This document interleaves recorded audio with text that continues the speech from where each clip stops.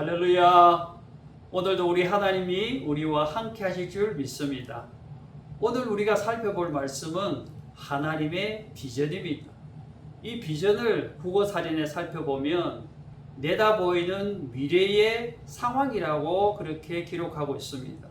하지만 성경적으로 보면요, 하나님이 보여주시는 것, 하나님이 보여주시는 큰 그림을 의미하는 것이죠. 하나님께서는 이 비전을 사람을 통하여 이루기를 원하셨습니다.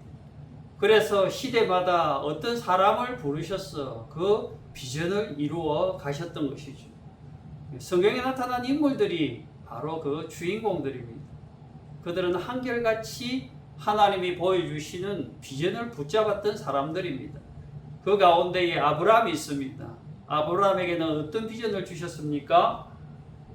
너로 큰 민족을 이루고 또 내게 복을 주어 내 이름을 창대하게 하리니 너는 복이 될지라는 놀라운 약속의 말씀을 주셨습니다. 그런데 이 아브라함이 그 말씀을 붙들었다는 것이죠. 당시 아브라함은 경제적으로나 사회적으로나 그렇게 아쉬울 것이 없는 삶을 살았습니다. 한 가지 아쉬운 것이 있는데 그것은 아들이 없었다는 것이죠.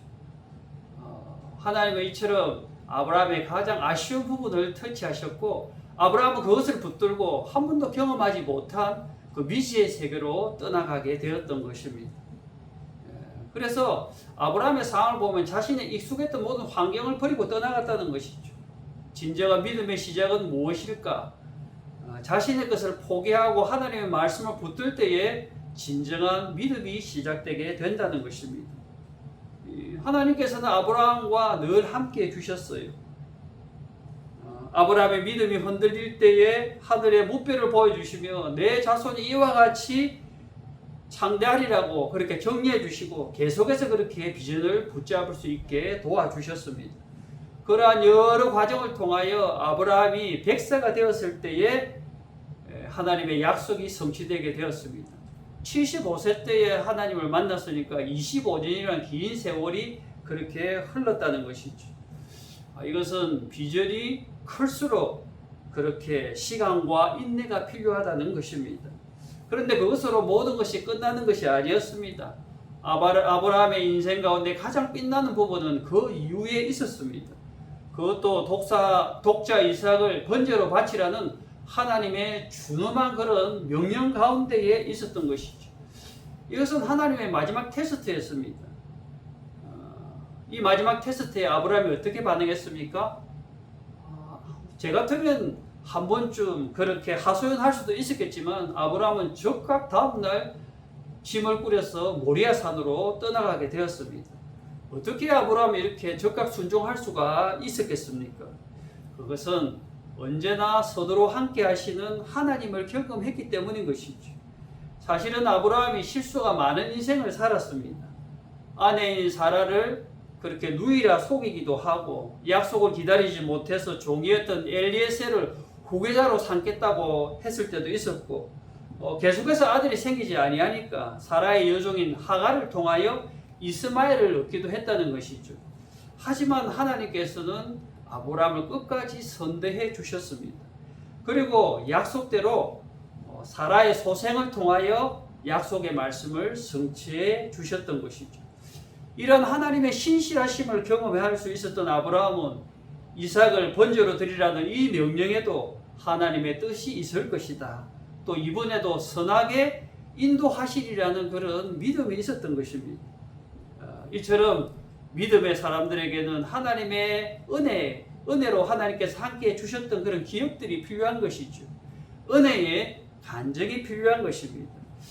우리들에게 인생의 어려움이 다가올 때 우리는 무엇을 붙잡아야 되겠습니까? 대부분의 사람들이 사람을 의지하고 물질을 의지할 때가 많습니다. 하지만 그런 것들은 붙잡으면 붙잡을수록 큰 배신감만 그렇게 남게 되는 것이죠. 눈에 보이는 세상 것은 아무런 도움이 되지 못하는 것입니다. 고난의 때에는 무엇보다도 하나님을 붙들어야 되죠. 내 인생에 함께 해주셨던 은혜로 함께 해주셨던 그 하나님을 붙들 때에 우리 가운데에 소망이 있는 것입니다. 고난의 때에 그러한 은혜를 경험해 본 사람과 그렇지 못한 사람과는 하늘과 땅 차이에 그런 차이가 있습니다. 경험이 있는 사람은 믿음으로 반응하게 되지만 그렇지 못한 사람은 늘 두렵고 떨리고 흔들릴 수밖에 없는 것이죠. 아브라함은 하나님을 깊이 경험해 보았기 때문에 이삭을 번제드리라는 그 말씀에도 온전히 순종할 수 있었던 것입니다. 그 순종의 결과는 무엇으로 다가왔습니까? 이제야 내가 하나님을 경외한 줄을 아노라라는 믿음의 도장을 받게 되었다는 것이지.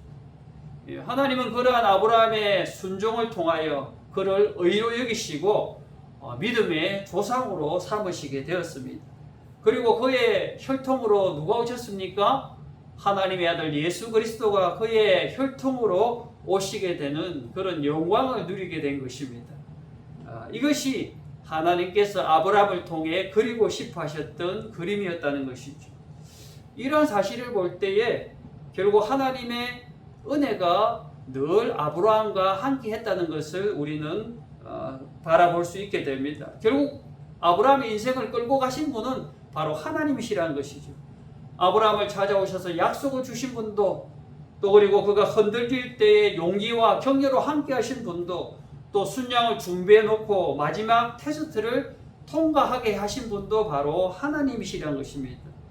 즉 우리가 하나님 주시는 그런 비전에 순종할 때에 하나님의 열심히 그것을 이루어 가신다는 것이죠. 그래서 우리가 순종하면 하나님께서 역사하신다는 그런 구호가 생기게 된 것입니다. 그렇다면 하나님께서 우리들에게 주시고 싶으신 그 비전은 무엇일까요? 사도 바울이 다메섹 도상에서 예수님을 만났을 때에 예수님께서는 그에게 하나님이 보여주시는 인생의 큰 그림을 말씀해 주셨습니다. 하나님이 바울을 통하여 그리고 싶은 그 큰 그림은 무엇이었습니까? 그리스도의 종으로서 이방인의 사도가 되는 것이었죠. 그들에게 영적인 눈을 뜨게 해주시고 어둠에서 빛으로 인도해 주시고 또 사단의 권세 아래 있던 사람들을 하나님의 자녀로 돌아오게 해주시는 그런 역할을 감당하게 해주셨다는 것입니다. 하지만 그 길은 쉬운 것이 아니었습니다. 사실 이 사도 바울은 금수저를 물고 태어났거든요. 그래서 뭐 교육적으로나 경제적으로나 정치적으로나 사실 아쉬울 것이 없었는데 이 하나님 주신 비전을 붙잡는 그 순간부터 어떻게 됐습니까? 고난의 길이 시작되게 된 것입니다. 이 복음을 전하면서 억울하게 매맞고 굶기도 하고 감옥에 갇히기도 했다는 것이죠. 또 어떤 때는 돌에 맞아 죽은 사람들처럼 되기도 했고 또 무엇보다도 가슴 아픈 것은 동족인 그런 유대인들에게 멸시와 천대를 받아야만 했던 것입니다. 하지만 언제나 하나님께서 은혜로 함께 주셨다는 것이죠. 그 결과 바울은 땅끝까지 주의 복음을 전하는 초석을 놓게 되었습니다. 또 믿음으로 어렵다함을 받는 이신칭의의 그런 교리를 통하여 후세의 그리스도인들에게 바른 믿음을 전해주게 되었고 또 목회자들에게는 훌륭한 귀감이 되고 있는 것이죠. 중요한 것은 무엇일까요? 그의 인생에 하나님께서 함께하여 주시고 하나님께서 그 모든 것을 이루어 주셨다는 것입니다. 우리 인생은 하나님의 그 큰 그림 안에 작은 점과 같다는 것이죠, 결국은. 하지만 그 작은 점이 없다면 하나님의 완전한 작품이 이루어질 수가 없다는 것입니다. 하나님께서는 작고 연약한 우리를 통하여 지금도 하나님의 그 큰 그림을 그리고 계신다는 것입니다. 그래서 저와 여러분들은 하나님 보시기에 아주 소중한 존재인 것입니다.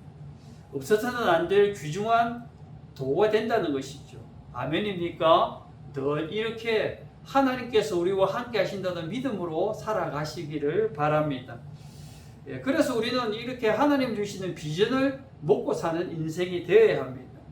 이 사실을 붙들고 날마다 하나님의 선한 도구로서의 삶을 살아가시기를 바랍니다. 하나님의 비전은 궁극적으로 우리 안에 하나님의 나라를 이루어가는 것일 것입니다. 예수님이 이 땅에 오셔서 공생애 동안의 첫 메시지도 바로 하나님의 나라였습니다. 하나님 나라가 가까이 왔으니 회개하고 복음을 믿으라고 그렇게 외치셨던 것이죠. 하나님께서는 또 예수님께서는 또 하나님의 나라에 대해서 이렇게 말씀하셨습니다.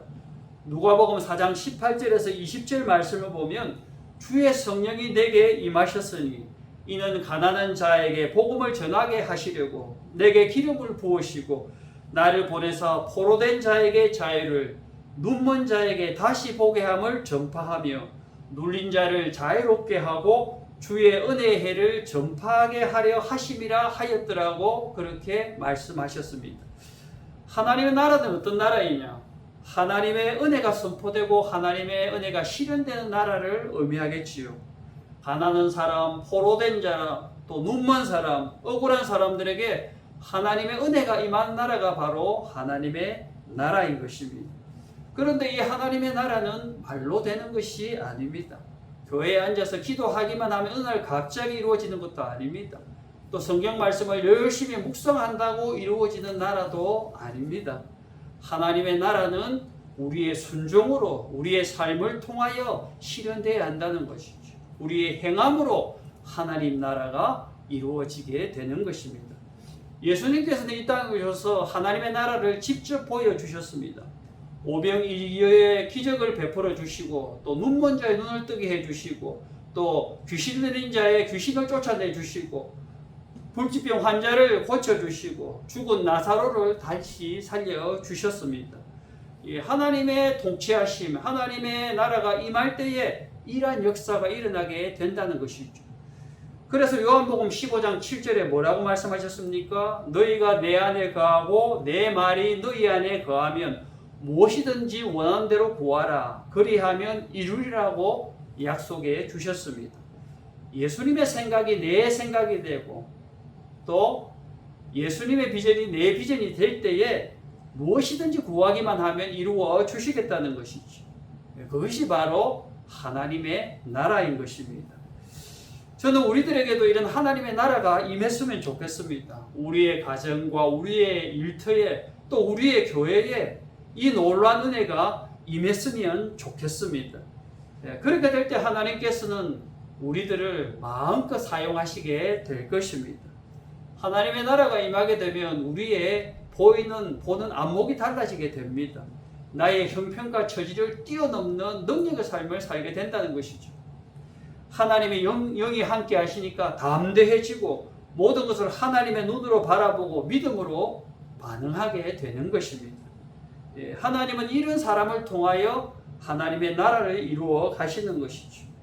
우리의 연약한 마음에서 벗어나서 믿음의 야성을 회복해야 하는 것입니다. 제가 퀴즈를 하나 내겠습니다. 이 세상에 가장 무서운 사람은 어떤 사람이겠습니까? 그것은 눈에 보이는 것이 없는 사람입니다. 우리 눈에 아무것도 보이지 아니하고 오직 예수님만 보일 때에 우리는 세상이 감당할 수 없는 믿음의 삶을 살게 되는 것이죠. 그런 소망을 붙들고 늘 기도함으로 그런 삶을 이루어 나가시기를 바랍니다. 오늘 본문에 보면 그 작은 자가 1000명을 이루겠고 그 약한 자가 강국을 이룰 것이라 때가 되면 나 여호와가 속히 이루리라고 말씀하고 계십니다. 여기서 그 작은 자와 그 약한 자는 하나님께서 새롭게 하실 하나님의 백성들, 그 당시에는 시온, 이스라엘을 상징하는 것이죠. 그런데 여기 나오는 작은 자와 약한 자는 본래 그 규모가 작고 볼품없는 사람들을 의미할 때 사용했는데 상징적으로는 겸손한 사람을 그렇게 의미하기도 했습니다. 이렇게 볼 때에 하나님께서는 볼품이 비록 없지만 그런 사람을 통하여 역사하시고 또 겸손한 사람을 통하여 역사하신다는 사실을 알 수가 있습니다. 하나님은 스스로 잘나고 똑똑하다고 생각하는 사람을 사용하지 아니하시죠. 비록 작고 볼품은 없지만 하나님의 말씀에 순종하는 그런 겸손한 삶을 통하여 이 땅에 하나님의 나라를 이루어 가시는 것입니다. 저는 우리가 그 주인공이 되었으면 좋겠습니다. 하나님 앞에 겸손과 순종의 마음으로 나아갈 때에 하나님께서 우리를 강한 군사로 그렇게 사용해 주시는 것입니다. 그래서 나아가는 곳마다 사단의 영이 떠나가고 분열의 영이 떠나가고 이 땅의 평강의 왕으로 오신 그리스도의 이름이 높아졌으면 좋겠습니다. 그러려면 우리가 해야 될 것이 한 가지가 있는데 그것은 바로 하나됨입니다. 산상수훈 말씀 가운데에 빛과 소금의 비유가 나옵니다. 예수님은 제자들을 향하여 너희는 세상의 소금이라 세상의 빛이라고 말씀하셨습니다. 예수님께서는 왜 빛보다 소금을 먼저 언급하셨을까요? 그것은 우리가 세상에 빛된 삶을 살아가려면 먼저 소금이 되어야 한다는 것입니다. 먼저 녹아져야 된다는 것이죠. 소금의 역할은 자신을 녹여서 맛을 내고 방부제의 역할을 하는 것입니다. 녹지 않는 소금은 쓸모가 없죠. 땅에 버려져 사람들에게 밟힐 뿐인 것입니다. 우리도 마찬가지지요. 우리가 녹아야지 빛을 발할 수 있는 인생이 된다는 것입니다. 하나님이 사용하시는 도구가 되려면 먼저 하나님의 은혜 안에 녹아지고 하나님의 사랑으로 녹아져야 된다는 것입니다. 사단은 우리가 하나 되는 것을 결코 원하지 아니합니다. 어떻게 하든지 우리를 흩어놓으려고 한다는 것이죠. 그래서 우리들에게 섭섭한 마음을 주고 또 서로 비교하게 되고 어떤 때는 말씀을 가지고 판단하게 하기도 한다는 것입니다. 그렇게 해서 남는 것은 상처밖에 없다는 것이죠. 사실 우리가 우리 안목이 열려서 우리의 영안이 열려서 하나님의 마음으로 모든 것을 바라볼 수만 있다면 이해하지 못할 것이 사실은 하나도 없다는 것이죠. 그런 마음과 삶의 태도로 나아갈 때에 우리 가운데에 하나님의 나라가 임하게 되는 것입니다. 하나님은 우리를 통하여 하나님의 나라를 이루어 가시기를 원하십니다. 그에 합당한 삶을 통하여 하나님의 나라를 이루어 가시기를 바랍니다. 예수님께서는 하나님의 나라는 너희 안에 있다고 말씀해 주셨습니다. 하나님의 아들 예수 그리스도가 우리 안에서 우리를 다스리기 때문에 하나님의 나라가 이루어지게 된다는 것이죠. 이 사실을 잘 기억하여 날마다 예수님과 동행함을 통하여 하나님이 주시는 능력의 삶, 승리의 삶을 살아가시기를 우리 주님의 이름으로 축원드립니다. 이 시간 기도합시다. 하나님 은혜를 감사합니다. 우리들에게 비전을 주시고 하나님의 나라를 이루게 하여 주시는 귀한 마음을 주시니 감사합니다. 이제부터는 그 주신 비전 믿음으로 이뤄나갈 수 있도록 은혜로 이끌어 주시고 날마다 예수님의 손을 붙들고 이 믿음의 길을 걸어감을 통하여 하나님의 비전을 이루어가는 우리 인생이 될 수 있도록 축복하여 주시옵소서. 모든 것을 감사드리오며 이 모든 말씀을 예수님 이름으로 기도드립니다. 아멘.